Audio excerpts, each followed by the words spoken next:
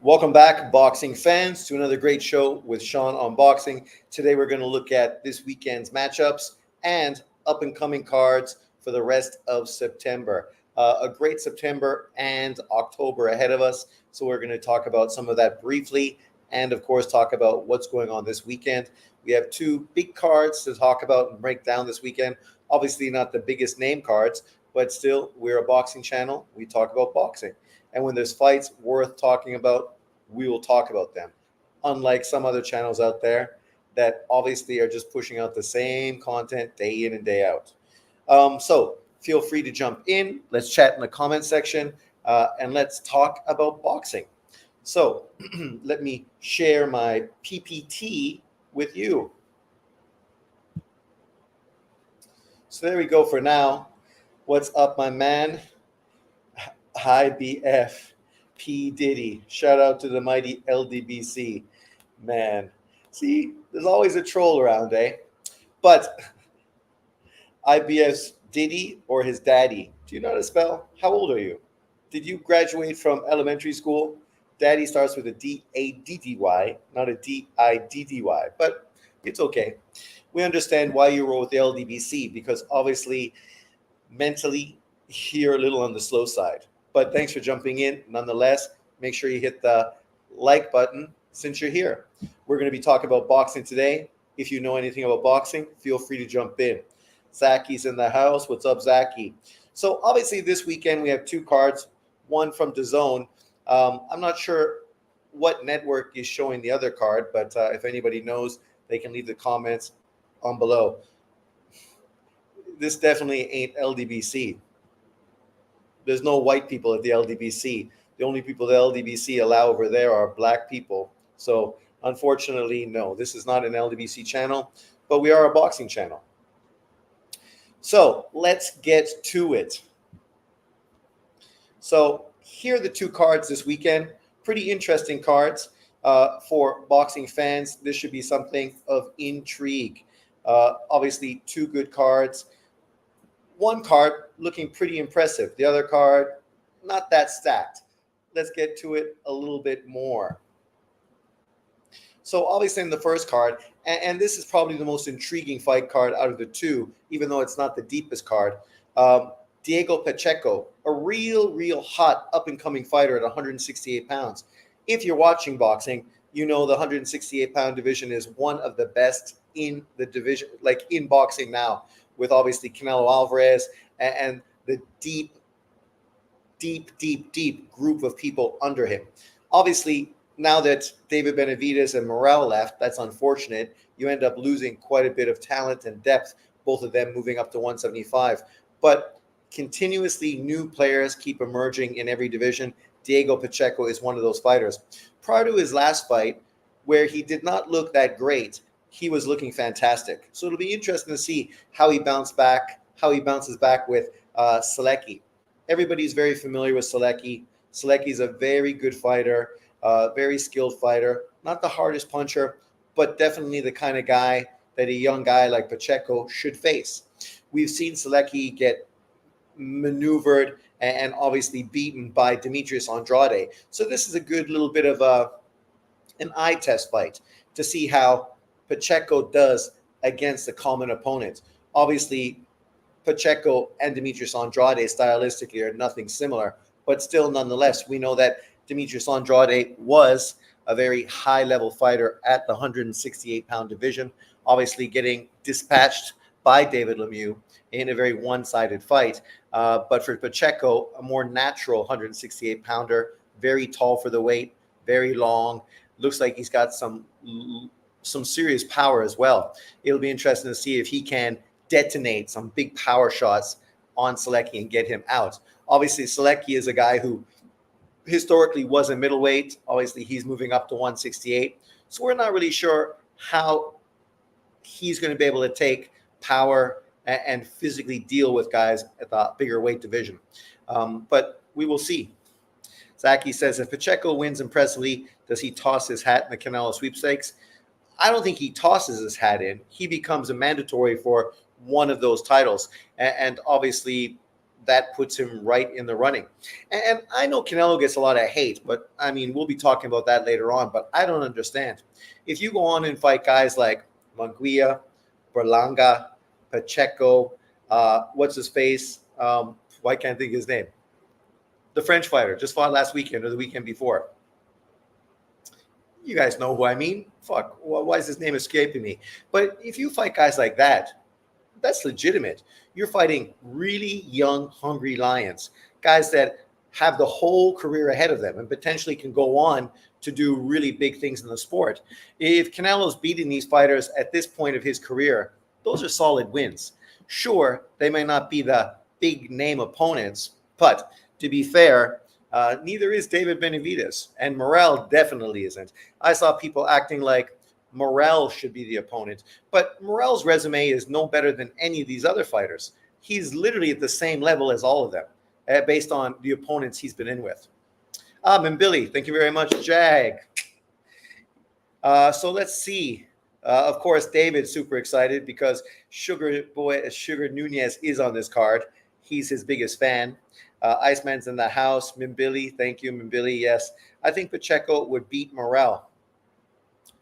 I felt Morrell was the best fighter at 168, but in saying that, I was pretty disappointed with his last performance, moving up to 175 against a tough, awkward opponent, but a guy that he should be able to beat, I think, more impressively than he did. But it'll be interesting to see how he looks moving forward. Obviously, that may have a lot to do with just the added weight, fighting bigger fighters, and his power not necessarily having as much of a impact on them. But nonetheless, I like Morrell. He's a good fighter. You won't find me hating on him. But to say that somehow guys like Munguia, Berlanga, Pacheco, Mimbili are below him, Ulysses Iglesias, another Cuban fighter who's looked fantastic as well. That's 5 up-and-coming 168-pounders that all look sensational. Fine, we can criticize their lack of resume and the lack of quality names on their resumes, but they are young up-and-comers. So, of course, the resumes are not going to be that great. And are these the guys we would prefer Canelo Alvarez to fight? No, I'd prefer these guys to fight each other. And then the guy that wins moves on to face Canelo, obviously earning the big opportunity. It's kind of similar to what I thought David and Morrell should have done, fought each other, and then the winner should have got a Canelo Alvarez fight. But I'm not the one making these plans, so it is what it is. David says, Iglesias, the only guy I think is better than Pacheco at 168. Iglesias is good, but once again, you know, he's also fought a real low-level resume. So it'll be interesting to see what he looks like when he steps up and faces really quality fighters. Also on the card, David is super excited. We have Eduardo Sugar Nunez, who obviously has tons of power, 26-1, 26 KOs, a guy that did have a big victory, even though it's not on BoxRec. So, I mean, I don't understand how you can have such a big fight at your division, really sort of the fight that is the biggest fight of your career, but somehow it's just not listed anywhere. It's crazy. It's like, Bermuda Triangle situation. But obviously he's going to be fighting Miguel Mariaga. I'm not some of these dudes that like to hate on people, so I'm not going to hate on Nunez for fighting Mariaga. Mariaga is a very good opponent, seasoned, not an easy out for anybody. Some people shit all over Lomachenko when he fought Mariaga, even though if you want to be fair, Mariaga was a replacement opponent for the Salido rematch. But of course, haters like to hate. They don't like to keep it real. They don't like to talk facts. Mariaga is a tough fighter and has been resilient his whole career. He's a hard puncher. And for a guy like Sugar Nunez, it's a good test for him. Obviously, it's the kind of fight he should get by because Mariaga obviously is not a big fighter. He's a guy that primarily fought at 126 pounds for most of his career, now facing Nunez at 130, right? So Nunez obviously should be the bigger, harder puncher, obviously the younger, fresher, and at this point, the better fighter. But nonetheless, this is a good card. 2 fights I'm excited about. These are the kind of fights where guys like Pacheco and Nunez need to make a fucking statement. If they go out there and are impressive and really dispatch these guys in sensational fashion, that's going to resonate with boxing fans. Sure, haters are going to hate, but that's part of boxing. I mean, real boxing fans are going to understand the significance of these victories and how obviously it's going to move both of these fighters forward in their careers, potentially for bigger and better things. I mean, for Nunes, it'd be great to see him fight one of these champions at 130 pounds. Whoever. We know that obviously my man is getting a rematch with Kansakau, Oshaki Foster. So he's obviously off the books.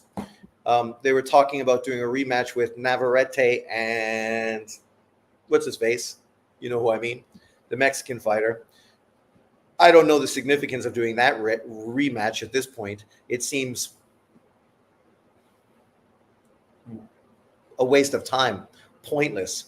I'd prefer to see Nunes fight Navarrete. That would be a fucking great fight, right? Both hard punchers, both aggressive fighters. I mean, that shit would be exciting. So I'd prefer to see something like that unfold. But once again, as I said, I'm not the one making these fights. I'm just the one discussing it and giving my opinion. On the other card, you have Brandon Adams. Brandon Adams, obviously a very good fighter. We just had my man, Virgil Ortiz, fight the Ukrainian fighter in what was one of the best fights of 2024 so far, in a fight that I felt was a bit of a robbery. I do feel Ortiz lost that fight, and the Ukrainian fighter was jobbed. But historically, we go back and we found that the only loss on the Ukrainian's resume is to Brandon Adams. Brandon Adams, a very tough fighter, right? He's getting in with Francisco Veron. Veron, 14-0, 1 draw, 10 KOs, a very up-and-coming young fighter. This is a tough test for him, right? You look at the two fights we had previously that we were talking about on the DAZN card. Those fights, not nearly this level, right? Nobody expects Nunes or Pacheco to lose those fights. Those are the fights you should win. They're giving you name opponents so you can make a statement. But for Veron stepping in with Brandon Adams, that's a tough ask. You're throwing him in with a hungry dude who really's got a lot to prove. Brandon Adams, for him, he needs this win. He's that kind of guy that is ignored, passed over, not given a lot of opportunities. And so for him to upset another young up-and-coming fighter, right, in a surprise victory, that would only be fucking fantastic for his career. Yes, Bohocuk. I think Valdez better than Navarrete. I hope he wins the rematch. Navarrete is a great person, but he's a weight bully. Well, this is the same weight that he beat the fuck out of Valdez. So I don't know how he could be not as good as Valdez. His jab just beat fucking Valdez all day. Valdez has always been overhyped. He's never been a good fighter. He's relied mostly on just being tough. But when it came down to being a good fighter, people felt he lost to Kansakau, right? He lost obviously at 126. His best win at 130 pounds was against who, right? He's an overrated fighter. Obviously, part of the Mexican Olympic team, a good kid, speaks English well, so able to translate to the American market. But, if your resume is based on a victory over Valdez, your resume is fucking lacking some quality, right? But let's move forward. Iceman, smash the likes. Alonzo, I said I like Valdez better than Navarrete. Okay. You didn't say he's better. You like him better. Well, I think both of them are good fighters, but obviously Navarrete is better. He's done more. Historically, he'll be considered better. But he was kind of exposed in his last fight, right? Moving up and getting beaten by a fighter that most people felt he was going to beat in the Ukrainian champion at the WBO, Lomachenkos teammate. It's kind of disappointing because the reality is if he would have beat Lomachenkos Olympic teammate, then the natural fight would have been Lomachenko unifying against Navarrete. That would have been fantastic. We would have ended up getting that fight this year, and we wouldn't find ourselves sitting back wondering why Lomachenko isn't fighting Tank Davis. But it is what it is. Valdez, Reynoso team. Yeah, people with this PED stuff, it's like, come on, man. If you watch sports, you know every top elite athlete is fucking on something. It's just the truth.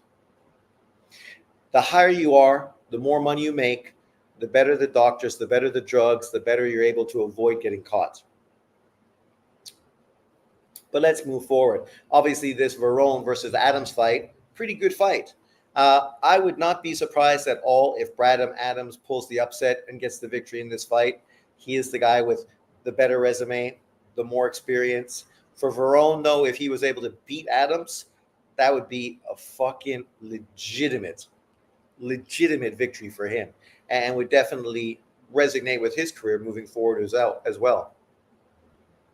Then, of course, we have Elijah Pierce, 19-2, a fighter that, a lot of guys like JB and others are giving a little bit of attention because currently he is at 122 pounds and potentially may be a potential monster Anui opponent somewhere down the road. He's in with Jose Santamartinen, 35-8-1, good quality veteran fighter, but obviously the kind of guy that a young, great, up-and-coming American fighter should be able to beat. We saw Elijah Pierce not that long ago in a really tough fight that kind of showed that he was a bit chinny. So it'll be interesting to see if Jose can test that chin some more and see if that was just a one-off, or if Elijah Pierce is really kind of a little chinny, which stepping into an Anui fight would not be a fucking good thing. At this point, I don't really think a fight with Elijah Pierce and Anui makes sense because Pierce hasn't really beaten any top 10 opponents at 122 pounds, right? Go fight an MJ Akhmedov. Go fight a Goodman. Go fight a Luis Neri. Go fight somebody that actually has done something at the weight class. At this point, we know people are going to push him because they hope that he could beat Anui, because that would be perfect for their race politics. But as far as an opponent, it's not really an opponent that anyone's asking for. Outside of that small select group of haters on YouTube. Adams is the favorite. Yeah, I think he should be. I bet something was wrong with that contract. Lomachenko flew in from the Ukraine to sign, then backed out. Something not right. I agree. It's not rocket fucking science. When your team has done all the legwork and now you literally fly in to fucking sign the paper after obviously your team's been there. And then we saw just prior to that, that Tank Davis was asking for more money, right? So you already did all the negotiations, and then Tank Davis comes out on social media talking about wanting more money, even though he's getting the lion's share of the money anyway. Lomachenko is never a greedy guy that gets into money disputes with fights, but that just gives you the idea that really Tank Davis' team was kind of trying to play switcheroo or trying to play something dodgy that obviously had Lomachenko say, whatever, fuck you. I don't need this fight. You need me. I don't need you. Because the truth is, Tank Davis needs a big name on his resume. Lomachenko doesn't need Tank Davis. How's it going, Sean and chat? Pound for pound, what's up? Thanks for jumping in. Sean, do you think Shohei Ohtani is on PEDs?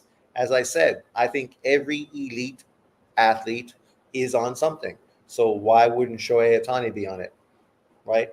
But at the same time, because I think everyone's on it, I still fucking think he's fucking excellent. Unbelievable. Sean, how is Shakur on pay-per-view and Bivol Better Biev is free ESPN? Don't ask me. When I heard that, I was like, what the fuck, man? Like, literally, I stated in a previous video that fight card in the States should be free because it's a UK-based card with a Russian headline card that nobody was going to pay for in the US. That's why it's being done in the Middle East. It's on the time frame for the UK, and it's full of UK fighters. You have one Shakur Stevens on the fight, fighting a real fucking bum-ass opponent at this point, a guy who just got knocked the fuck out, moving up in weight. And I know Eddie Hearn is trying to put the spin on it, but literally the guy just got knocked the fuck out. How do you earn a world title fight coming off of a knockout loss? JB, how does fucking Errol Spence earn a fucking title shot coming off of a knockout loss? We're not talking about a competitive loss. A competitive loss is a competitive loss, especially when it's controversial and people feel you won. But when a guy literally got his ass beat, how does that give you the opportunity for another world title fight? It's like Rolly Romero getting a world title fight after getting knocked the fuck out by Tank Davis. That shit made no sense at all.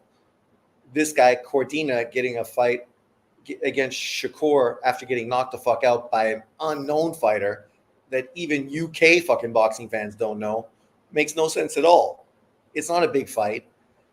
And the fact that they feel the need to pay Shakur so much money to get him to come over to the zone and Matchroom, that tells you something. They're obviously overpaying him to get him to cross over to that platform. And the way they can justify it is by putting on pay-per-view. But as everyone said, no one's going to pay for that pay-per-view. Everyone's just going to wait to watch Bivol and Better Be free on ESPN. That's the fight to watch anyway. And UK people will pay for the pay-per-view because literally the card is stacked full of fucking UK type of opponents. So for them, it's cheaper, and the card is stacked with fighters that they're familiar with. Even when you're talking about Jay Opataya and the other fighters on it, they're obviously fighters that UK boxing fans are far more familiar with.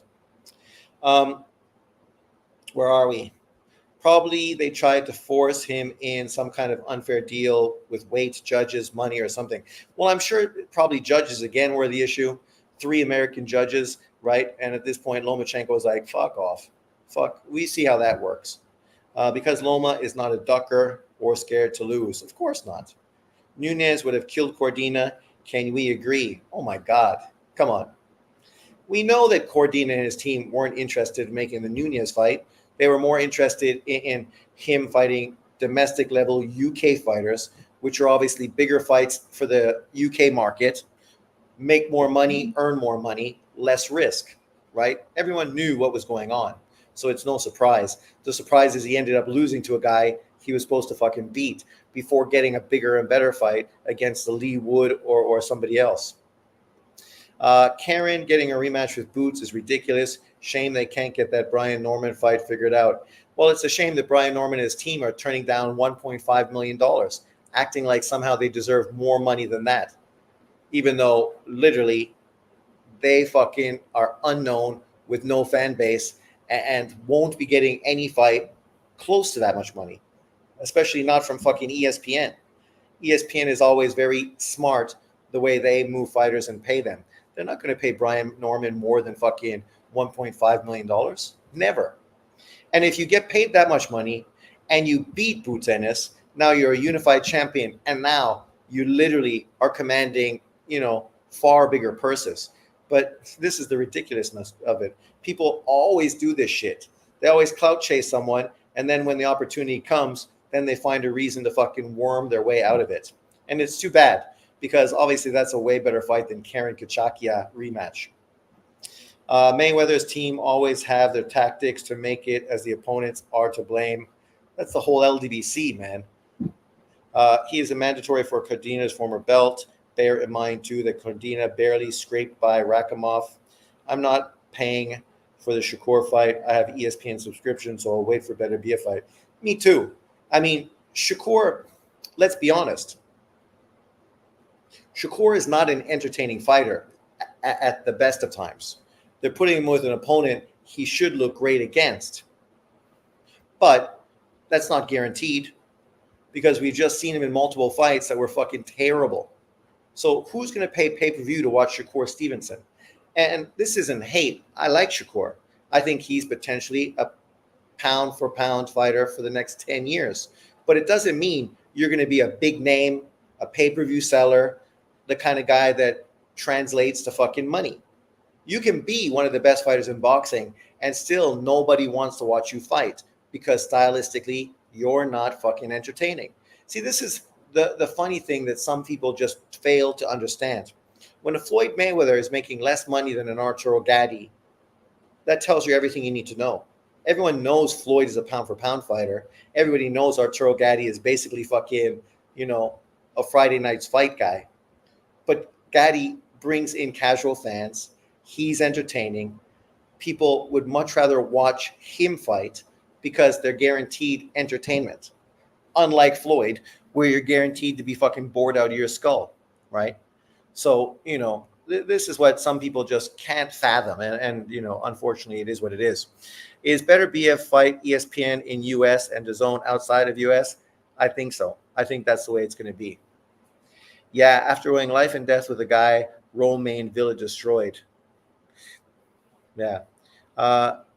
Janelson Figueroa is his name. He was whipping dude's ass. Do you see Bud getting Funduro next and winner getting Zoo versus Bakram Murtazaliev winner for Undisputed? No. I definitely think Funduro is going to duck that fight. And what we always knew was going to happen is the WBO was going to strip him and give that title to Bud Crawford, who would then become a unified champion. Tim Tszyu would eventually try to unify with Funduro on PBC, both ducking and dodging a potential Bud Crawford fight, right? And then you have Charlo and Spence, who are in the mix as well. So for them, they think we can do these fights and then scissor it together. And we don't even need to look at Bud Crawford. He can have those two belts. We don't give a fuck. Because literally, we're going to have Funduro fight Spence on pay-per-view. We're going to have Tim Tszyu fight whoever. He's going to beat Murtazaliev, and then he's going to fight fucking Erickson Lubin on pay-per-view. And then you can have the winners fight on pay-per-view. And then you can have the winner of that fight, Charlo, on pay-per-view. So literally you have 4 pay-per-view fights all within the PBC universe, and Bud Crawford is on the outside looking in. And obviously he's 37 years old. He's not going to fucking stay around that much longer, especially if he starts getting ducked again by the PBC. Something that obviously went on at 140 and 147 and has no reason for it to adjust or change at 154. Shakur needs pound-for-pound opponents for pay-per-view. Well, exactly. Just like, everybody does. If you want a successful pay-per-view, you need the kind of opponent that actually intrigues boxing fans. Tank Davis is the perfect example of that. Off subject, a little why people hate on CC. Why do people hate on CC? Well, we know why people hate on Caitlin Clark. She's white. And because she's doing super impressive and actually Michael Jordaning the WNBA, the same fucking people that hate on everybody on fucking boxing platforms, social media, and YouTube because they're not black, are the same ones hating on Caitlin Clark because she's not black. And these people are so racist and so racially focused that they cannot accept that anybody is better than a black athlete. Right? And this is their mindset. So Caitlin Clark can go in there as a rookie, average 18 points, 9 assists, and 6 rebounds, break the fucking rookie assist record, break the rookie 3-point record, and then all people can say is, oh, she's got more turnovers than anybody in WNBA history. And her team is almost 500, something they haven't done in 10 fucking years. People just don't want her to be the face of the WNBA. But it doesn't matter what you want. Maybe a lot of people didn't want Tiger Woods to be the face of golf. Right? But unfortunately, they had no fucking choice. He was the face of golf. Even though it was an old boys sport that was dominated by fucking white golfers for fucking decades. Jack Nicholson was obviously the face of the sport and somebody I grew up fucking being a fan of. But Tiger Woods just eclipsed all that, just like Caitlin Clark is. So we would get Bud versus Virgil probably next, because I think Funduro will also duck the WBO mandatory. Well, the WBO mandatory, what do you mean, is going to be fucking Bud Crawford. That's who he's being mandated to fight. If he doesn't fight Bud Crawford, he's losing the WBO title. So Bud Crawford will be WBO title champion.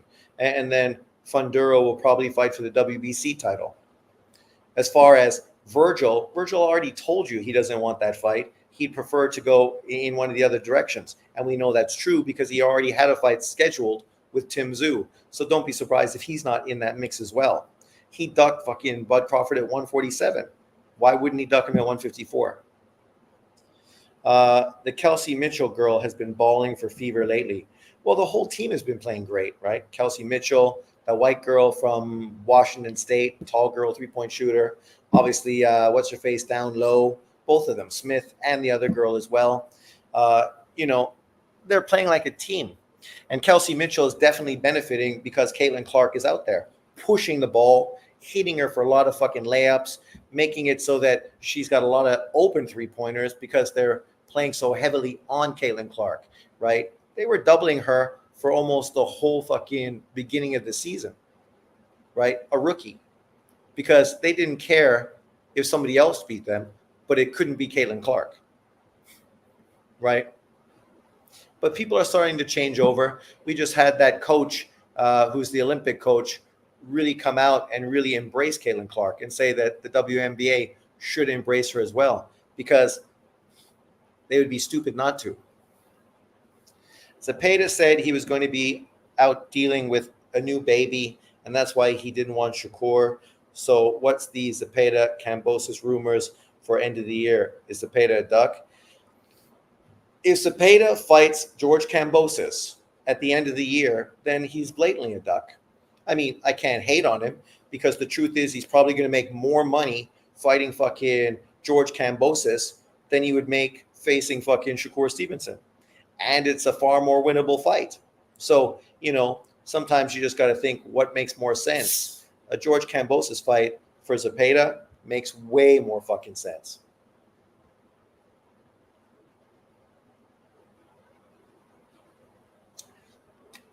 Shakur is going to be like Demetrius Andrade and Erislandy Lara. One of those fighters that people all know are great fighters. But stylistically, nobody wants to face them because it's just not a good fight. It's not easy. It's difficult because the guy is not coming to fucking fight, right? So you're going to have to work really hard to get into range, potentially fucking allowing him to hit you with cheap shots, you trying to get inside to fight him to land something significant, right? So there's a lot of better choices out there for easier money. Devin Haney, Paro, Australia, I heard also. I just wonder if Paro would want rehydration clause. Well, it's an IBF title. So the truth of the situation is if Devin Haney goes in there and he's not the WBC champion because he's still the champion in recess, he'd have to fight the WBC champion to win that WBC title and then fight Paro for unification. And then the IBF wouldn't put the weight restriction on it. But if he fights Paro in Australia without a title, then he's going to be fighting with a rehydration clause on it because they have a limit for the IBF. You can only put on this much weight before fight night.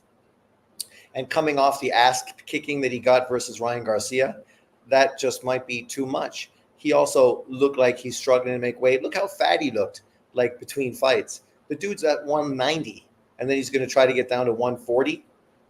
Yeah, weight bully tactics end up fucking costing you in the long run. Look at Hurd, who just had a draw recently against Banana, right? The guy did very well when he was allowed to use his weight bully mentality. But once that shit fucking was done, he's been garbage ever since.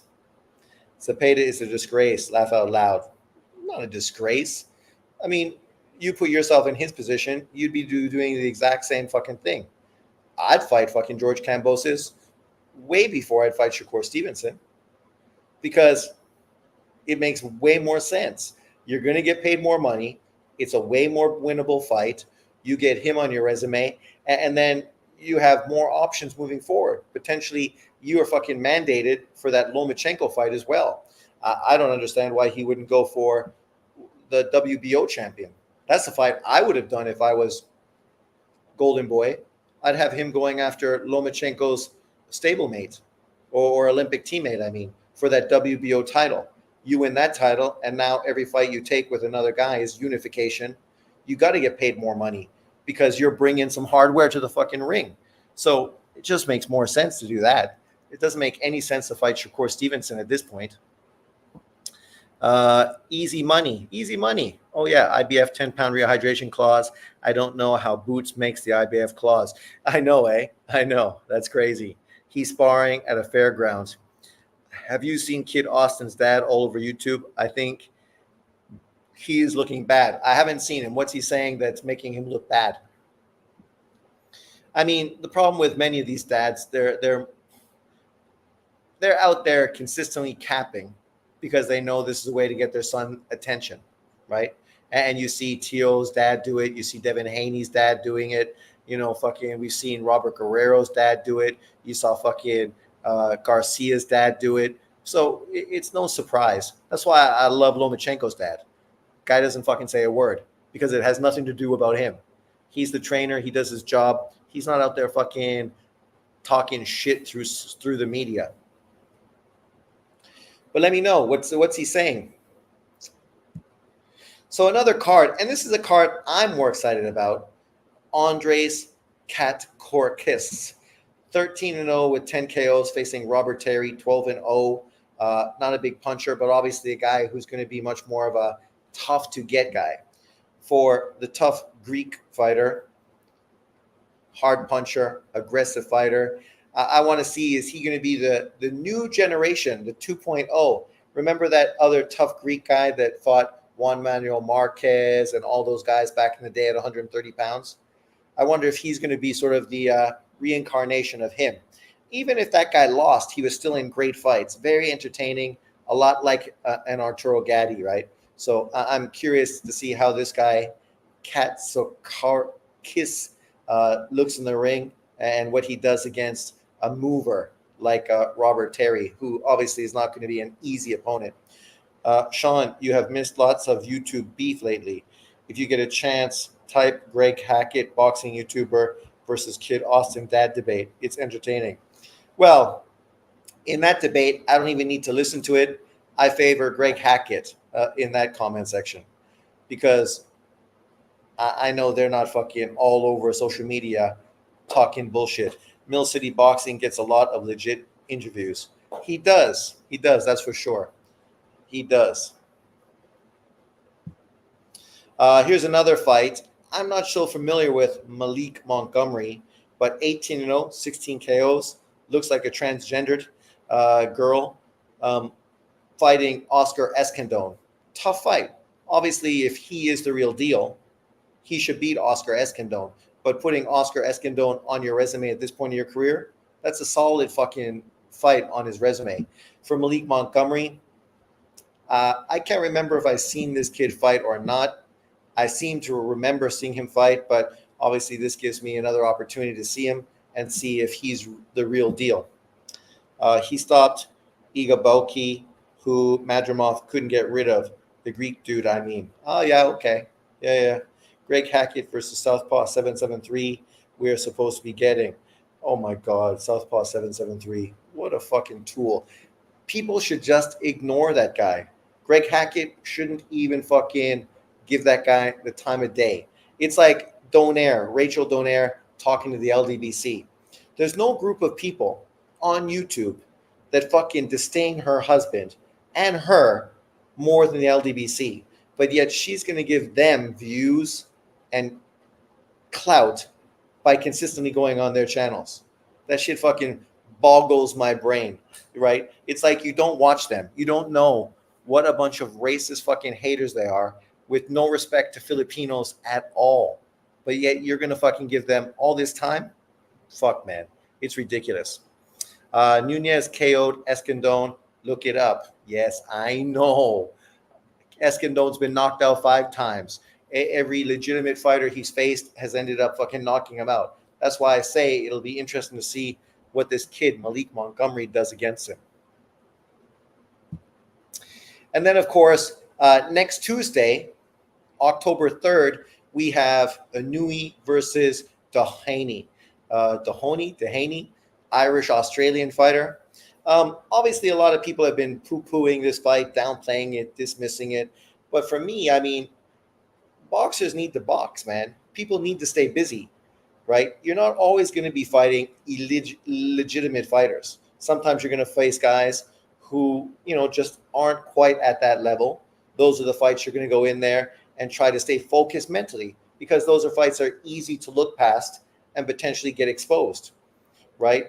Fucking Anui's going to go in there and try to knock fucking Deaney out, a guy who I think is 4-0 in Japanese fights recently. So he's obviously a guy that does have a bit of a name to the Japanese market. And obviously this fight is being sold to the Japanese market, not to the US market, because it doesn't matter who Anui fights anyways. American fight fans, the majority of them, are just going to hate on him and talk loads of shit anyway. So why even fucking worry about them at all? You might as well ignore them, dismiss them, move fucking past them. Pound for Pound King says, why does South Crack tell everyone if you don't box when he doesn't box himself, the clown?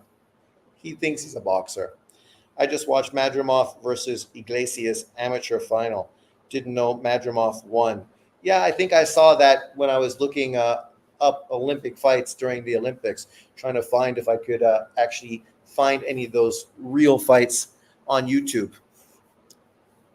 But I don't think I watched it. I saw it and I was going to go back and watch it, but I don't know if I did see it. But obviously for Madrimov, that's a quality win, right? And it ages very well, especially now that Iglesias is fighting at 168 pounds and Madrimov is fighting at 154. What does that tell you?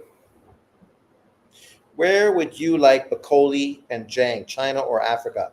Well, Zaki, let's be real. Why would you fucking do it in Africa?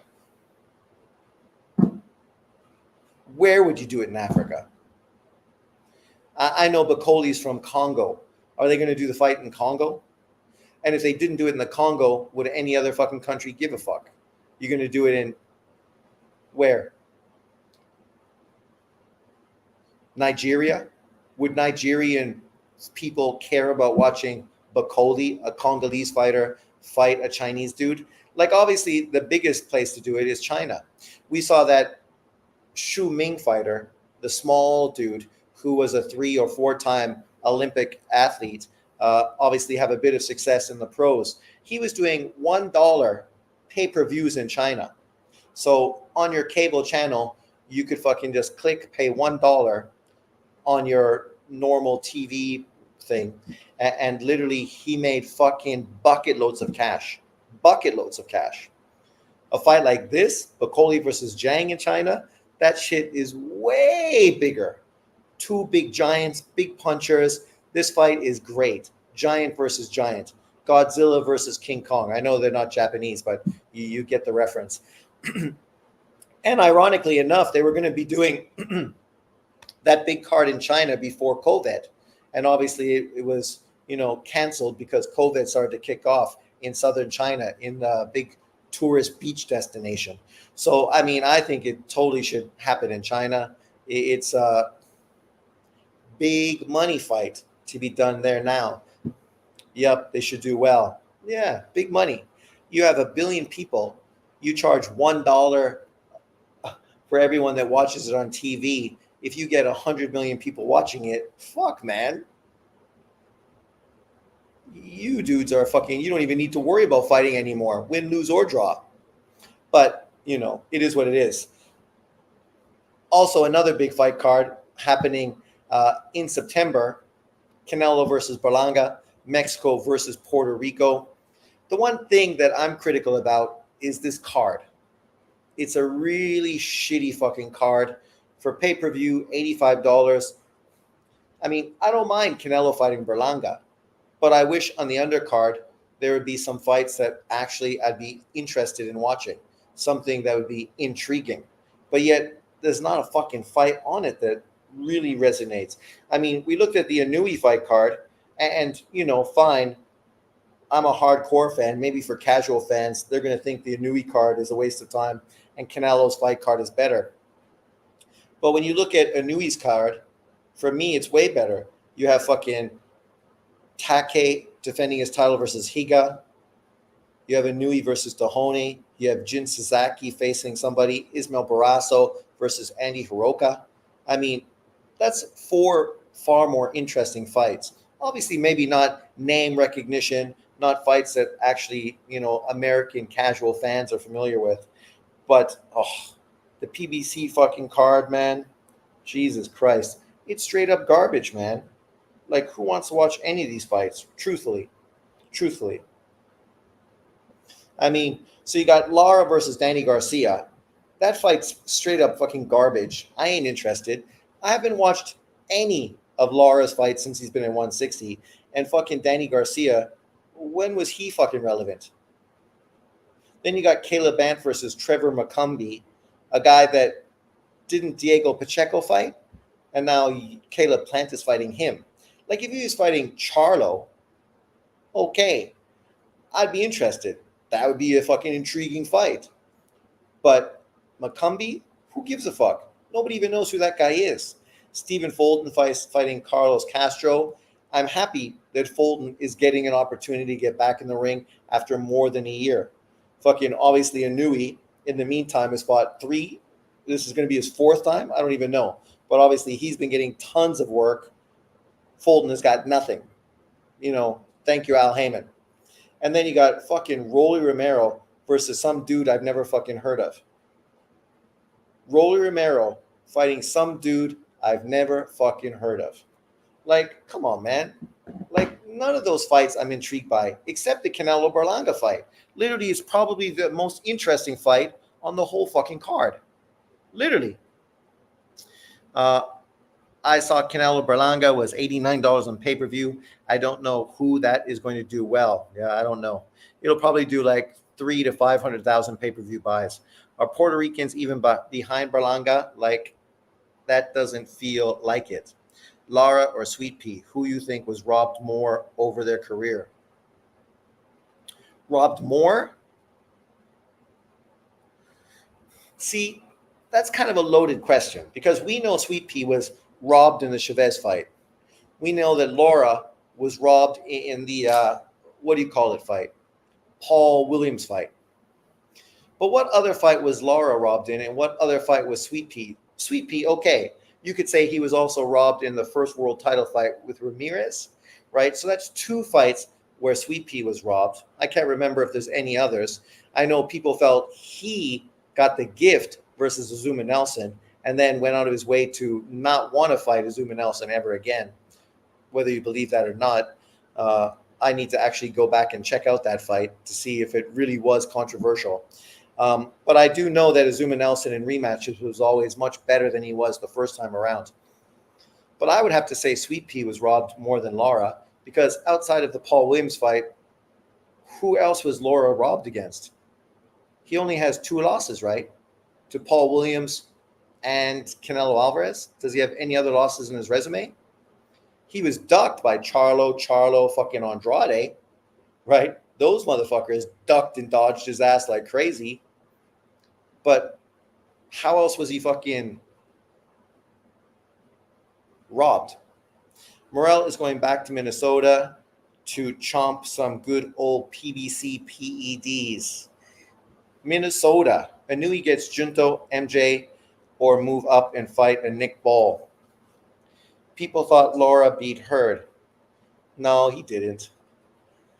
He didn't beat Hurd. No fucking chance. That was a great fight because Lara really bit down on the gum shield and fought out of character. But he did not win that fight. He also was gifted a fucking decision, wasn't he? Versus Castano. A fight that people think he should have fucking lost. Was in the Castano fight against Lara, where Castano was kind of screwed on that. Let's be fair. People thought Lara beat Castano. No, they didn't. Most people felt Castano beat fucking Lara. Lara looked shot in that fight. Castano was a way busier fucking fighter. Obviously, the Canelo fight. He fucking lost the Canelo fight. Like, go back and watch it. You cannot win a fight by literally running around the fucking ring. I know it was a draw, but that's what I'm saying. Lara didn't win that fight, so he wasn't robbed. Castano might have been robbed. Heard might have been robbed, but not fucking Lara. Anui should stay at 122 pounds and wait for fucking Junto Nakatani, who's going to be fighting basically on back-to-back cards versus Anui's brother, right? As a build-up for their fucking eventual unification fight. He beats Anui's brother. He's going to be moving up to 122 to fight Anui. That's a fucking legendary fight in Japan. I know, of course, True School Sports wants Anui to move up so Angelo Leo can fight him, but no one gives a fuck about Angelo Leo except for True School Sports. Literally. That dude might not even be the top fucking 5 fighter at 126 pounds. Because you beat who? Fucking that dude? Oh, wow. Congratulations. I mean, that dude wasn't that great, and he'd been beaten by lots of dudes before and fucking had no defense and was weight drained like fuck. And everybody knew he was weight drained before that fight was even scheduled because he struggled in his previous fight as well. So why would anyone want to see fucking Anui face that guy? I mean, Anui beat Fulton, who beat him. So until that guy does something at 126 pounds significantly, that's not a fight that fucking I think anyone gives a fuck about, especially American boxing fans who don't even know who fucking Angelo Leo is. But you got Junta Nakatani and MJ right there. MJ, I mean, the guy's hating on MJ, but MJ in his only loss, literally people feel he was robbed in that loss and should have won the fight. Right? And the worst thing that's happened to him is just not being active, right? Not being as active as he should have been. And then you have a potential Bam Rodriguez fight by maybe the end of 2025. One of the biggest fights in boxing. A fight that literally could get Anui to come to America to fight in Vegas. Bam Rodriguez versus the Monster in Vegas. That shit's fucking dynamite. Dynamite. Anui versus Junto. Man, I hope Japan makes that. Is that a 50-50 fight? Well, at this point, I don't think you'd say it's a 50-50 fight. But if Junto goes in there and fucking decapitates Anui's brother and unifies titles at 118, it's definitely getting close to a 50-50 fight. And it's definitely got that revenge fucking element to it, which is going to make it that much more marketable and successful as well. So it's also the biggest fight in Japanese boxing history. So hats off to that. You'd rather have him go up to 126 to fight who? Literally, Nick Ball is probably the biggest name he could fight, right? Fight him in the UK. That's a fight that could make money, a fight that makes sense.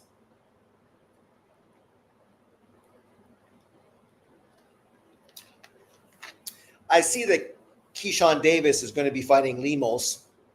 I'm sort of disappointed, though, that Lemos, basically who got fucking robbed in his last fight, is now jumping in with another difficult style matchup in Keyshawn Davis. And I'm disappointed that Keyshawn Davis isn't going to be fighting Lomachenko's countryman for his WBO world title. You fight him, become a 135-pound world champion, then you can fucking move up and try to get that Teofimo Lopez fight at 140 pounds for his WBO title. You're going to be fighting Lemos, but why not just fight fucking the Ukrainian dude for his world title? Lemos is coming off of a loss, doesn't have a world title. I mean, and it's a tough fight. And I don't know what it wins you. Don't get me wrong. I think it's a great matchup, and I'll be excited to watch it. But it doesn't make sense to me. And does this mean Keyshawn Davis outgrew 135 pounds? Because, you know, the last time I saw him, the dude looks real skinny, man. He looks like he's one of the guys that could easily stay at 135 for a few more years because he's just not a thick guy, right? Through his chest, through his legs.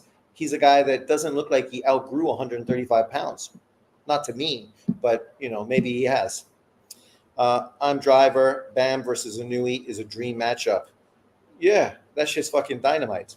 Good points. I just like the matchup. Yeah, and I agree with you. It's a good fight. I'm excited. I was very impressed with Lemos. I felt he was robbed in that fight, deserved the victory. And obviously, I like Keyshawn Davis. I think he's an underrated fighter who gets a lot of hate because of his connection to Shakur and Bud Crawford, right? And there's a lot of uh, LDBC, PBC fanboys that just hate anything that is connected to Bud Crawford. Would you give Abdullah a real step up next fight? When we're saying a real step up, I mean, let's be fair. He's still a kid, even though I think he's dynamite, but he's never even fought a 10-rounder yet. So when we're talking about a real step up fight, let's quickly look at 135 rankings and just think about who you think would be a fair opponent for a young man like him. I saw a bunch of people acting like him and Kermel Moulton should be fighting. Those two guys are never going to fight. Because unlike Kermel Moulton, who is just another fucking version of Tank Davis, a midget who never is going to be able to go up much in weight classes, Abdullah Mason is easily going to go from 135, 140, 147, 154, potentially 160. That dude easily could transition potentially through 5 weight divisions, at least 4, easily in his career. Moulton, what's he going to do? Become a 135 fighter max? I can't see him fucking going to 140 because the dude's not going to get taller, right? He's not going to get taller.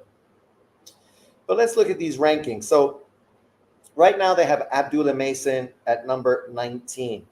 Oh, Lemos, okay, he's still ranked at 130 pounds. Oh, okay. I thought, didn't Lemos fight at 140 in his last fight? Am I wrong? He fought Richard Hitchens. Yeah. And wasn't that fight at 140? Because Richard Hitchens is a 140 fighter. But they have Lemos ranked at 135. Okay, so maybe Keyshawn is still fighting at 135. If that's the case, then I like the fight even more now. It makes more sense. It's a quality opponent. But let's think about my man, Abdullah Mason. Right now you have Keyshawn at number 11. You have Abdullah Mason at number 19. Probably too high because he hasn't fought a fucking top 50 fighter yet in his career. Floyd Schofield at 22. Andy Cruz at 23. Andy Cruz has fought way better level of opponents than Abdullah Mason. So he should easily be ranked fucking above him. George Cambos is number 26. Giovanni Cabrera, 32. Joe Cadena at 33. Ricardo Nunez at 37. Right? Petraza at 45. Albright, who literally had a draw versus my man at 48. When we look at Abdullah Mason, who's this fucking guy fought? Like, so far, nobody. Never fought a 10-rounder yet. Kid Austin should be stepping up. He's been around longer. So Mason is 15-0 with 13 KOs. He's 20 years old. 20 is not that young. His last fight, he fought a guy in Mike Ohanan Jr., 19-2. Prior to that, he fought Luis LeBron, 25-1. Knocked them out both easily. But neither of those guys, I think, are top 50 fighters. Let's just take a quick look through BoxRec. Neither of them are in the top 50.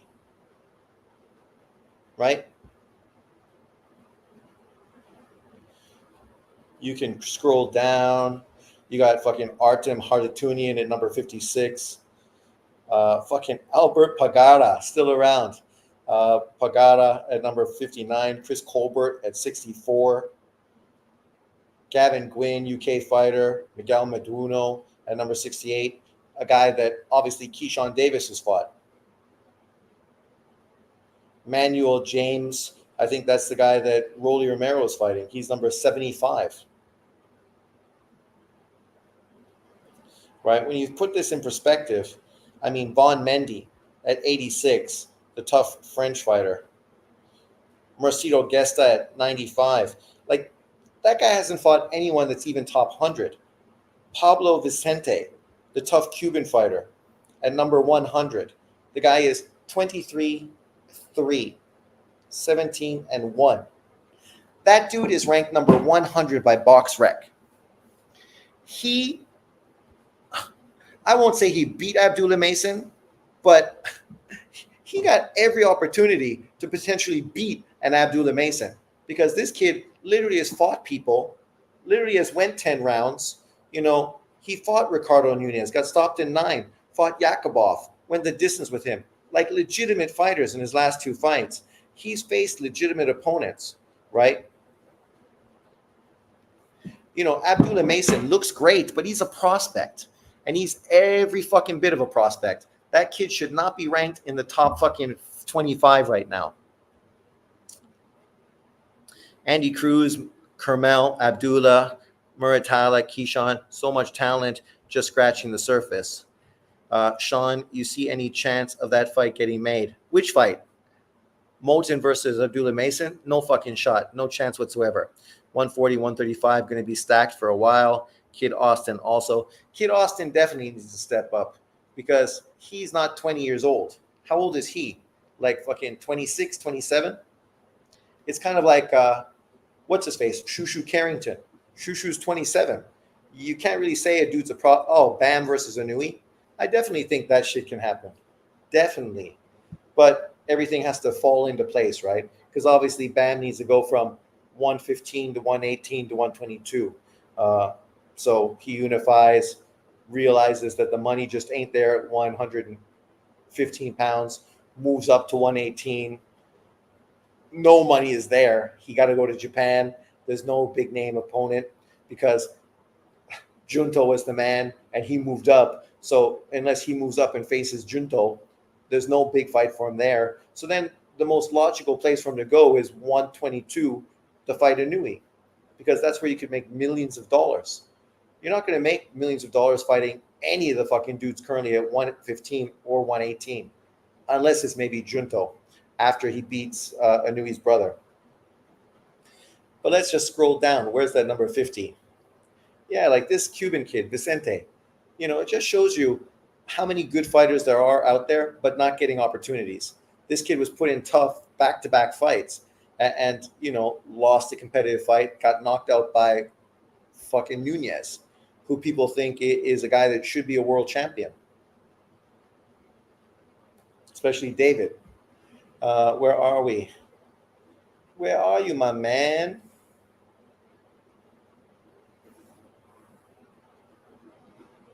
I can't believe I got to wake up tomorrow and help my friend by working Saturday.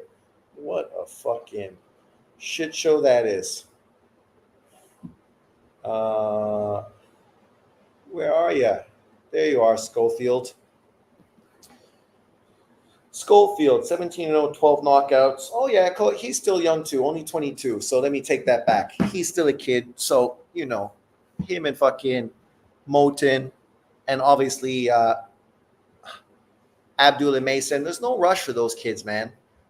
Guys like Andy Cruz, Keyshawn Davis, Muratala, Zepeda, they're at a different point in their career.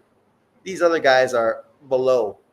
They got lots of fights at that weight class, a lot of good opponents they could face. There's a lot of good opponents. I just read like 15 fucking dudes those guys could face that are legitimate opponents. Legitimate. And then, of course, this fight card that's happening mid-September, fucking AJ versus Daniel Dubois. This shit is fucking dynamite. 100,000 people in Wembley to watch this. 100,000 fucking people going to Wembley to watch this fight. Meanwhile, some dumbass motherfuckers were still out there for years acting like Deontay Wilder was the face of fucking heavyweight boxing. It's like, are you fucking stupid? Like, literally, you were saying that when AJ literally was on top of the sport. Now, he ain't even on top of the sport like he was back then, right? But this is a dynamite matchup. I think it's a fucking great matchup. And a fight that people are really dismissing and not giving attention to. Because either guy could win this fight. Literally. This is like a dream heavyweight matchup. Two big dudes, fucking both in shape, both hard punchers, both with great jabs, both a little mentally fucking fragile. Whew, that shit could be dynamite. Dynamite. Did you see Zarafa's brother was banned for life after Wednesday night brawl at the Nikita Zoo card? I didn't see what happened, but I did watch the Nikita Zoo fight. It was a good fight. He fought pretty good. I thought Nikita Zoo's shaping up nice. Looks good. Obviously, he could be in better shape. He could be a little more disciplined, but he's still young, right? It was a good fight. I think AJ stops Dubois in 8 rounds or less.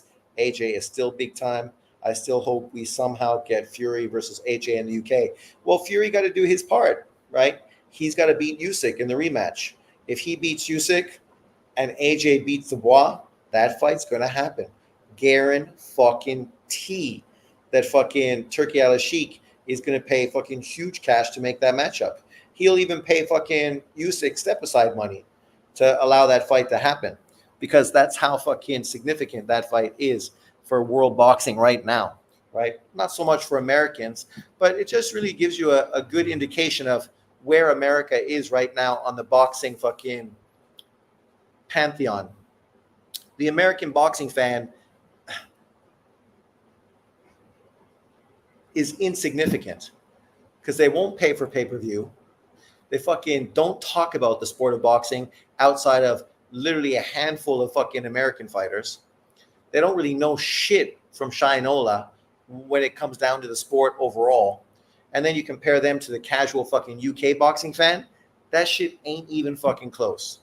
UK boxing fans are fucking levels above American boxing fans. And it ain't even close. If you go watch UK boxing channels, you won't find them dick riding the same fucking 3 fighters video after video after video after video after video after video after video just to get fucking AdSense on their YouTube channel. But that's what you get in America. It's all racial in America. It ain't like that in the UK. And obviously the UK isn't the whole world. You have a whole global market. But the UK is killing it, and America is fucking dying on the vine. Dying on the vine. I also see AJ because of better fundamentals, but Dubois showed he's tough. He might be able to hang in there, and who knows if he lands a big shot, what happens. Well, that's the thing. I think AJ is going to be using his better boxing ability, his foot movement, and his jab just to tenderize fucking Dubois and eventually walk into a big right hand. But Dubois is tough, has a very battering ram jab, right? Big puncher himself. If he can take a few of those shots from AJ and get into range, anything can happen.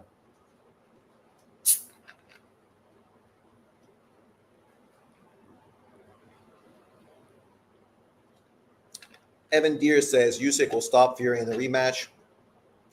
He took away Fury's right hand from round 7 to 12.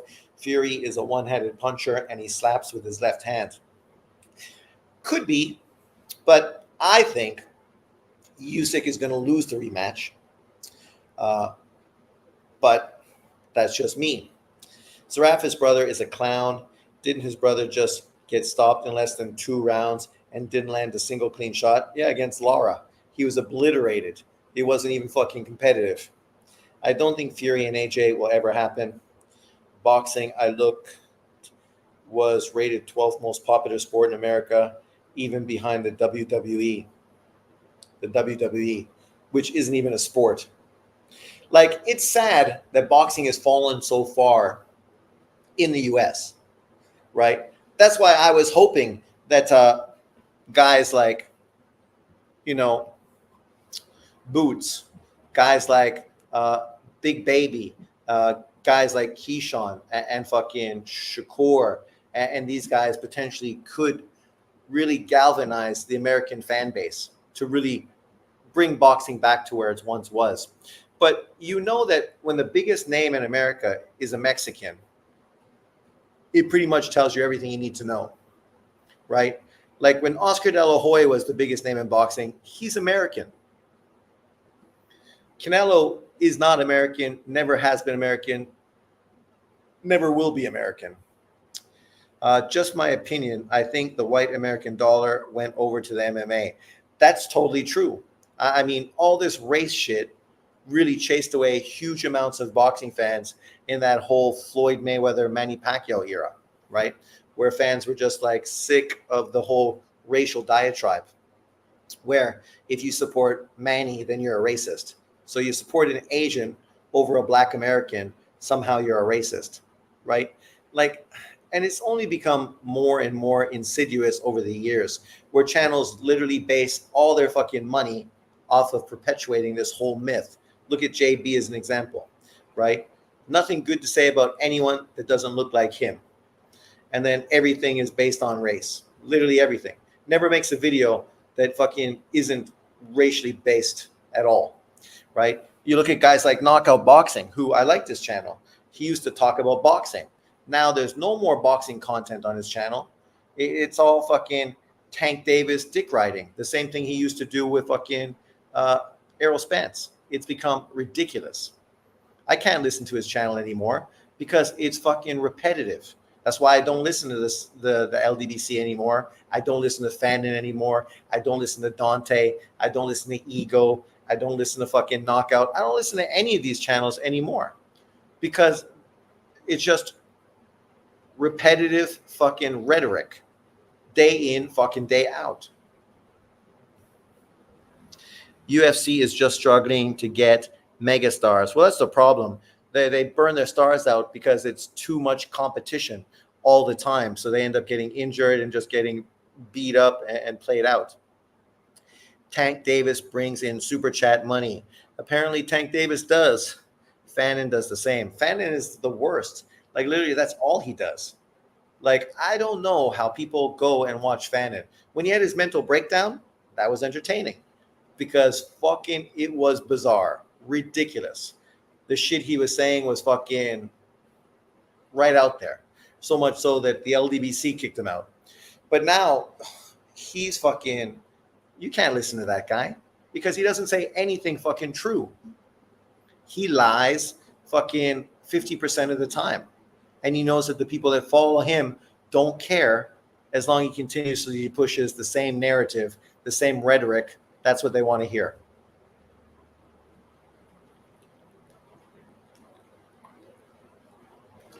I try to watch Fannin sometimes because the boxing voice gets old. Well, and Ness, I like Ness. He's been around for a long time. He's definitely come around. He used to be super fucking American-centric like the rest of them, but he's become more of a boxing aficionado over the years, whereas before he was just a casual fan. You know, you have a boxing channel, but you're not even really a fucking diehard boxing fan. Over the years, of course, he's become better. Well, that's the problem with Ness. He wants all the money, so he ends up losing all his co-hosts. I'm glad he got rid of that Canadian guy because that guy was just a PBC fucking dick rider, fucking difficult to listen to. And from Canada, you couldn't possibly really enjoy the sport doing that. I just don't know what these people, they're not boxing fans because literally I just showed you 3 big fight cards that are happening in the next month, right? Anui, Canelo, and of course, AJ and Dubois. These guys will only talk about the Canelo Berlanga fight card to basically shit on it, even though at the same time they want to support it because it's PBC. They will fucking shit on the Anui card and talks about how nobody even watches it and nobody will wake up to watch it. But that's not true because I'm here in the mornings watching fucking all these YouTube channels showcasing the fight at 6 o'clock in the morning. So I know because here at 6 o'clock in the afternoon. So I'm more than awake. I just finished work and I'm sitting here watching these early American channels talk about Anui. So that's a load of shit. They're all fucking watching it. But yet they have nothing good to say about Anui. And then, of course, you have AJ, who literally was called a fucking slave, right? All kinds of negative things they were calling a brother and calling fucking Hearn the slave master. I mean, I just listened to 78 literally calling Eddie Hearn the devil. Like, but this is the kind of rhetoric these young, stupid fucking kids that watch the PBC fucking want to hear. They love that shit. They love to think that the reason their life is so shit is because of fucking somebody else, right? And if it wasn't for this person, they'd be living fucking like hip hop stars and rappers. But they would never, in no generation, regardless of who was in charge, would any of those low life fucking scumbags ever do anything in their life because they're lazy, stupid, ignorant, and the fact that they dick ride these channels gives you everything you need to know. I respect what Ness has accomplished, though. Yeah, Ness, you can't hate on Ness. As I said, he's come around and become much better over the years and literally calls people out now, whereas before he was super fucking biased. He said he wouldn't fucking talk about boxing unless he could watch it in America. So that means any fight that's not in America, you're going to fucking ignore. How fucking ignorant is that? But you're a boxing channel, right? And you want to be the biggest boxing channel on YouTube, but yet you only want to talk about American boxing. Of course, he realized that he couldn't just do that because there's tons of UK fucking money he could capitalize on. And the LDBC won't promote them. No, they won't. Ness doesn't watch any other sport. He hardly knows the rules to any other fight. What's the percentage we get Tank versus Loma before 2025 summer? Well, based on what was just going on between Tank and Loma, I would like to think that that fight's going to happen early spring 2025, right? Let's hope so. That would be the best scenario because I still want to see Loma Tank. It's a great fight, right? Unlike these guys, if Loma is too old and Tank is too good and he beats Lomachenko, what? I'm going to not want to see a great matchup because I'm afraid my fighter is going to lose. Fucking fighters lose. Athletes lose. People in sports lose. That's the nature of sports. You win some, you lose some, right? Like, fuck, man. These dudes with their demented mentality, that's the problem. Stupid people that I don't know if they've ever played sports on a high level. Because if they did, they fucking would have lost. And they would understand that losing is a part of the sport. That's what makes winning so much more fucking enjoyable. So maybe Tank versus Santos or Raya at the end of the year. It's probably going to be Raya. What's the date? They have an October or November date scheduled. So then you figure December, January, February, March or April. Probably Lomachenko, Tank Davis for unification, right? Probably. It's probably going to shape up something like that. But, don't hold me to it because who knows what's going to happen. We just know that Lomachenko is not going to fight his countrymen. I'm surprised we haven't seen anybody try to make that fight yet for the WBO. But, who's your fighter of the year so far? Fighter of the year, 2024.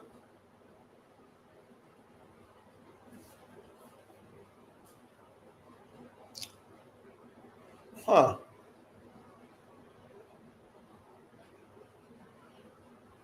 Give me some fucking people in the running. Off the top of my head, I just can't think of fucking anything right now. Bam. Didn't he beat Sonny Edwards this year? As well as Juan Manuel, or what's his face? Not Juan Manuel Marquez. What's his face? I'm out. Take care, guys. Pound for pound. Thanks for jumping in, my man. Peace. Usyk for me, especially if he beats Fury again. Well, that's true. If he beats Fury twice in 2025 for undisputed heavyweight, that shit's dynamite, right? He's right in there. Ryan versus Haney, no. It didn't mean anything. It's like a fight that never happened. It's like when Salido beat Robert Guerrero, a fight that never really happened. So you can't give somebody fighter of the year based on a fight that didn't happen. Even though we saw it, but in truth, it didn't happen. It's been erased from history. But Usyk, Bam Rodriguez, those are two guys that are right there. Who's Anui fought this year? Is he going to fight like 3 times this year? Obviously, one of those fights is the Haney, but he became undisputed. And then he fought Luis Neri. So those 2 fights plus 3 fights this year, that's pretty significant. I'm trying to think what other significant fighter has had big fights in 2024.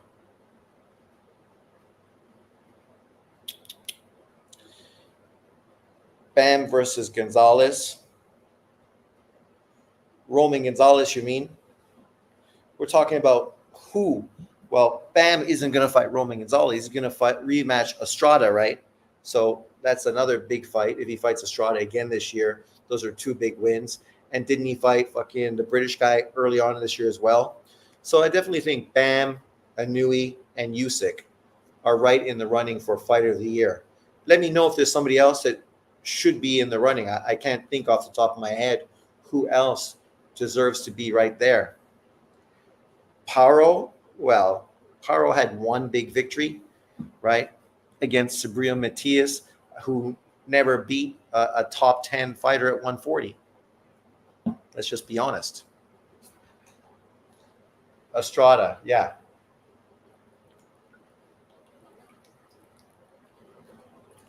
And he's going to rematch him. And that was a fucking incredible performance. Incredible. I mean, very similar to obviously Anui as well, right? Anui got dropped, came back, decimated fucking Neri. Bam got dropped, and ended up decimating Estrada. Oh my God, Fundero beat Tim Tszyu, but nobody feels he beat him, right? Tim Tszyu was dominating that fight until fucking a sharp elbow to the forehead split his head open, and then, So I definitely don't think he's Fight of the Year based on that.